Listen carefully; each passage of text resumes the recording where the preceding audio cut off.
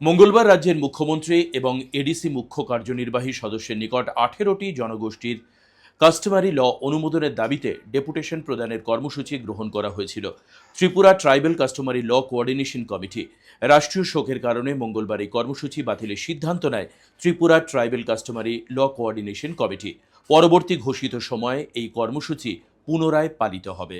রাষ্ট্রীয় শোকের কারণে কাস্টমারি ল নিয়ে ডেপুটেশন প্রদান স্থগিত রাখল ত্রিপুরা ট্রাইবাল কাস্টমার ল কোঅর্ডিনেশন কমিটি। আগামী সোমবার সংগঠনের পক্ষ থেকে মুখ্যমন্ত্রী ও এডিসির সিইএমকে এই ডেপুটেশন প্রদান করা হবে। ত্রিপুরা উপজাতি এলাকায় স্বশাসিত জেলা পরিষদ গঠনের পর থেকেই রাজ্যের জনজাতি সম্প্রদায়ের অন্যতম প্রধান দাবি হিসেবে ছিল বিভিন্ন সম্প্রদায়ের জন্য কাস্টমারি ল এর অনুমোদন।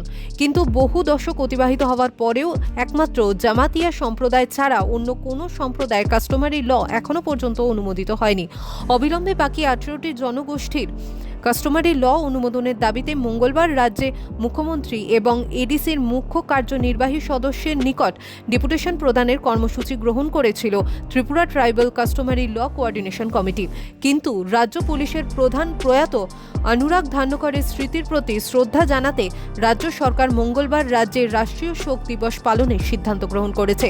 এর পরিপ্রেক্ষিতে মঙ্গলবারের এই ডেপুটেশন প্রদান কর্মসূচি বাতিল করল ত্রিপুরা ট্রাইবাল কাস্টমারি ল কোঅর্ডিনেশন কমিটি। মঙ্গলবার বাতিল হওয়া কর্মসূচি আগামী 27শে জুলাই সোমবার পালন করবে এই সংগঠন। এদিন সংগঠনের পক্ষে কোঅর্ডিনেটর শান্তি বিকাশ চাকমা এবং যুগ্ম কনভেনার বীরেন্দ্র ত্রিপুরা এই সংবাদ জানিয়েছে। আমরা পরবর্তী সময়ে আমাদের কাস্টমারি ল যাতে কোডিফাইড করা হয় এবং সেটাকে যাতে ত্বরান্বিত করা হয়, সেই ক্ষেত্রে আমরা আবার রিশিডিউল ডেট আজকে আমরা শিডিউল করেছি, সেটা 27 তারিখ, আগামী 27 তারিখ সোমবার দিন আমরা সেটাকে আবার রিশিডিউল করেছি। আমরা 19টি জনজাতির গোষ্ঠী বিভিন্ন যারা সমাজসভাপতি রয়েছেন বা চিফ রয়েছেন, বিভক্তভাবে দুই জায়গায় আমরা সেখানে প্রতিনিধিত্ব করব।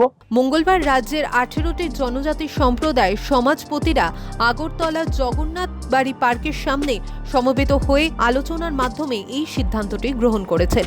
ত্রিপুরা থেকে দেবাশিস বসুর রিপোর্ট, সিএন ত্রিপুরা।